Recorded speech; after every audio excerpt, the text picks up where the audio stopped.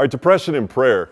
You know, I know what preachers and teachers of the Bible have to say about this relationship between depression and prayer. Forget them for a moment and forget me. Let's go with what science has to say about this relationship between depression and prayer.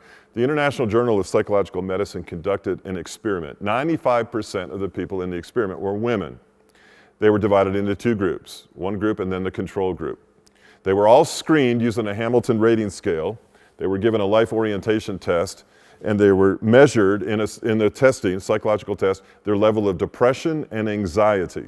Group 1 was formed of these subjects, and each week for 1 hour, they were involved in receiving and asking in prayer. In other words, prayer was 1 hour of their life every week for 6 weeks. The other group, the control group, zero prayer. Equally depressed, equally anxious. The prayer group, equally depressed, equally anxious. The only difference, one received 1 hour of prayer and prayed. The other had no prayer and didn't pray. Now, what's the findings? Well, the findings are pretty interesting. The particular group that received and prayed had an increase in a sense of significance and an improvement in their scale of depression and anxiety. Their depression and anxiety lessened as prayer increased. Secondly, they had daily spiritual experiences or thoughts or revelations that caused their depression and anxiety to decrease. In addition to that, there was an increase in their optimism and their outlook on life. And this increase of optimism and this overall feeling of good and significance actually was maintained 1 month after the last prayer encounter, the last hour of prayer in the 6th week of the experiment. Now, the cortisol levels of the group that received prayer and prayed and the group that did not have any prayer whatsoever remained equal after the 6 weeks of prayer.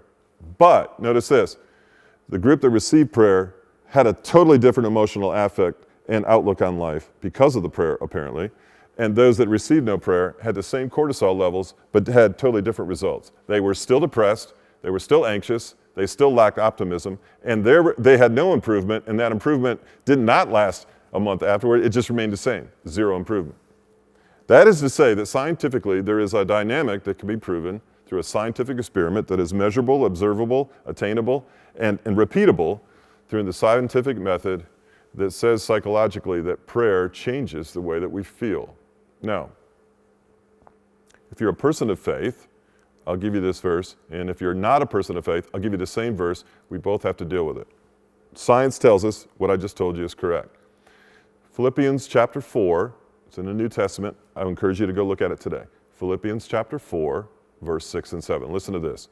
Paul the apostle, writing to the church in Philippi, says, "Do not be anxious about anything." What's anxiety? Anxiety is looking forward and worried about something that hasn't happened yet. He says, don't be anxious about anything. He says, but in prayer and petition. That is to say, prayer is not just petitioning God for something. Prayer is talking, enjoying, praising.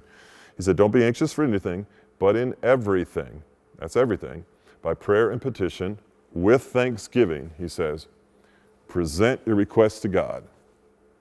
And the peace of God, not your peace, not the world's peace, not a peace we get doing this and that, but God's peace that transcends all understanding. That's the thing about prayer. Let's say you're not a person of faith. You say, okay, scientifically that happened, but I don't understand it. Okay, who cares? Why do you have to understand it? Why would you be? If you could understand it, it wouldn't be God. You don't want to be able to understand everything. This is the world we live in. Everybody wants to understand everything. Listen, I just told you that prayer changed the emotional affect of depressed and anxious people. I don't have to understand that. I just have to accept it. By prayer and petition, with thanksgiving, present your requests to God, and the peace of God that transcends all understanding will guard your heart and mind in Christ Jesus. When I pray, I feel better. I don't need a professor to explain that to me. I don't have to read it in a book. I just have to feel better. It transcends understanding. If I can figure out God, if I can define him, if I can limit him, if I can understand him, he's not God. He's just a guy down the street. I want a God I can't fully understand. I want a God who can do things beyond the realm of the limitations of what I experience here on earth. I want a God who's beyond the limitations of time and space. I want a God who's beyond the limitations of my brain's ability and yours combined in understanding him. Depression and prayer, there is a relationship. Science proves it. Can't understand it, but you can enjoy it. Now the question is, will you? Person of faith, get busy praying with gratitude. Person without faith, read Philippians 4, 6, and 7, and make a choice given to you by God as to what you're going to do about that. Stay in your depression or ask for help. Let me say that again. Stay in your depression or ask for help. Your choice. That's where truth intersects everyday life, and I love it.